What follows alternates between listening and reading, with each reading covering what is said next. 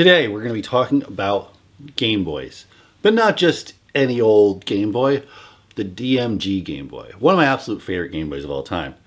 But the good people over at Retroflag have done something absolutely amazing.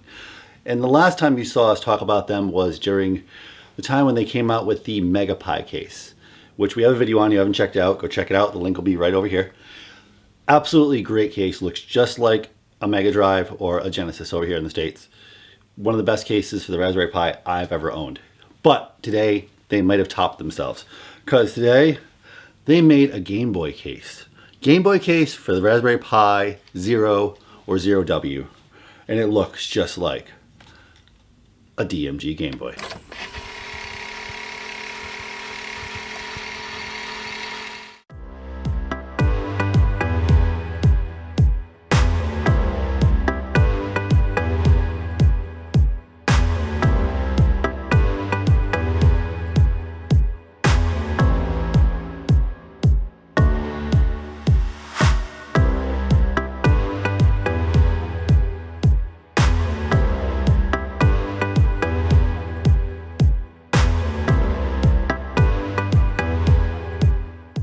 Okay, so what did we get in this box with this DMG Game Boy? And what's all this stuff on the table in front of me? Well, let's go over it. Okay, obviously you got your DMG Game Boy, the case that came in. Mine got a little beat up on delivery. Luckily, nothing was broken inside. So, one really cool thing, the DMG Game Boy, and they actually send you this nice little, like, kind of felt little case. It's really nice, actually. It says Retroflag on it. Really cool. So you can keep your Game Boy secure if you have it on your travels, throw it in your suitcase, whatever. Yeah, it's a really nice touch.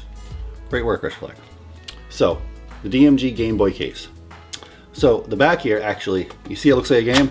Well, that comes out. This is where your Raspberry Pi goes.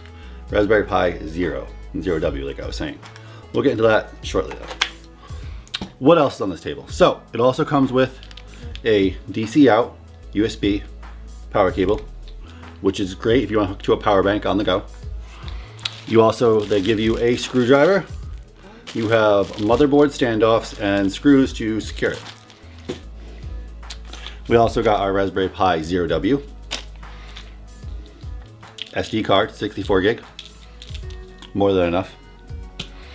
We got a power bank, just show you guys how you can power this thing with a power bank. And of course, this thing you need 3 AA batteries, which we have some here. These aren't the greatest batteries. I would recommend rechargeables, but this will do in a pinch. And of course, I know some of you are going to be playing this with your headphones, so I grabbed a pair of one of my favorite headphones. These are Skull Candy headphones. I use these things all the time. Okay, now get you guys up and running. How does this work? Okay, for one, you take this little thing that looks like a Game Boy cartridge or a Game Boy Advance cartridge, kind of, I don't know, somewhere in between. This thing comes apart, so we'll take it apart. So this thing has a little tiny motherboard inside. It's a converter board. It actually converts the signal for you and sends all the information from the Raspberry Pi to the main motherboard that's within the Game Boy. So what comes with the Raspberry Pi is this tiny little piece. Now this is a piece that will send the signal from your Raspberry Pi to that other board, so it can send it to the main board of the IPS display. So you just connect this to your USB on the Raspberry Pi, and then you place that within the case, the game case. Add your motherboard standoffs. You have to screw those in by hand. It's kind of a little bit of pain. You can tighten them after the fact with the flathead. Then after that, you place the other board that was already in the game case on top of that. Plug in the ribbon cable on the top, and then place the back of the game case back on, and the 4 other screws just secure this back plate on the back of the game case. Now that is put together. For the most part, you're done assembling. Now you gotta take your SD card and go over to your computer, and you want to flash either RetroPie or you want to flash Recalbox. Now, I've tried both of these, and I would recommend not using Recalbox at the moment. The sound was really off, and It just was really laggy. Even on really basic games, it was laggy. I'm not sure why. The build of Recall Box maybe just needs a little bit tweaking for now, but I wouldn't recommend it at the moment. But I would recommend RetroPie. It runs beautiful, ran right away. Almost every game I threw at it ran perfect. I ran everything just under PlayStation generation, and it ran great. I haven't tried PlayStation yet because I don't think it'll work. I might give an update if it actually does work, because I might just, for the heck of it, why not? Let's try it out.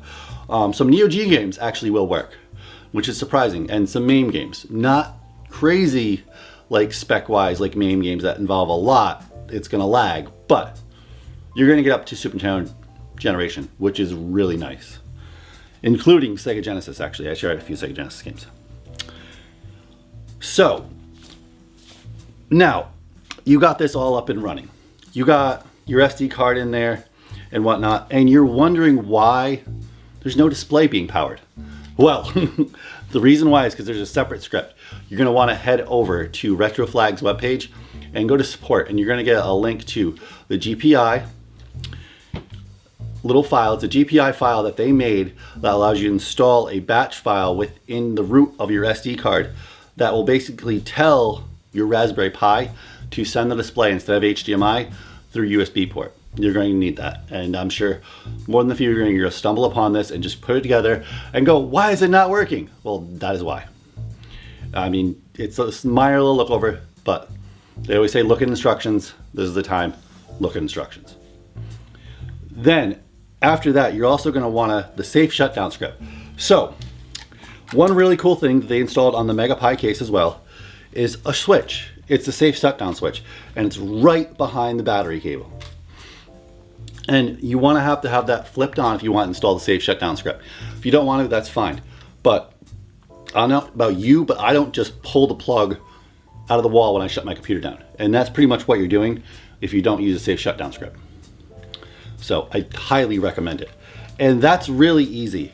And I would recommend the easiest way to do that is through PuTTY and SSH into the Raspberry Pi. So I know that's a lot of steps, and this video, we're not gonna have a whole lot of time to do that, but I am gonna recommend you to a video that this guy did all those steps for you. He's absolutely great YouTuber, covers a lot of things just like this. His name's ETA Prime. The link will be below on the entire video on how to SSH and how to run the safe shutdown script on the Gameboy GPi Case by Retroflag. Now you're up and running. You got your games on there. So how good is this screen? Well, the screen's 2.8 inches and it's only 240 pixels, which isn't a whole lot, but you gotta remember, a lot of these games were made when TVs were only that resolution. So it looks really nice, really nice. And you wanna power it. Now you can power it, of course, with AA batteries, and it'll work. I tried this right away. I think I got about maybe 2 hours-ish, not even that, out of these batteries. The reason why it's an up converter within this on the motherboard that converts the power to 5 volt, which means these are gonna drain really fast. I mean, that's great in a pinch. You can get rechargeable batteries. Bring a bunch with you. That'll be fine. But I would highly, highly recommend getting a power bank. You can get like a fairly decent power bank for 10 bucks on Amazon, probably about 10,000 milliamps. And you can literally plug this into the DC out and plug the USB in the other end and power it that way. I mean, you could always just Velcro it to the back or whatnot, but you don't want to, because the one thing I didn't point out, it does actually have L and R buttons in the back. So you gotta make sure if you do actually decide to just put this in the back or put a power bank in the back, don't cover those up. You can just either have it with you, hold it in your hand, have it near you, whatever you have to do. But a power bank is definitely a really good option.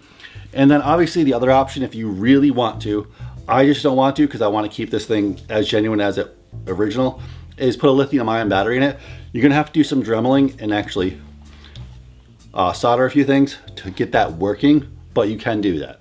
That is an option. If you wanna go ahead and do that, go for it. It's a really good option.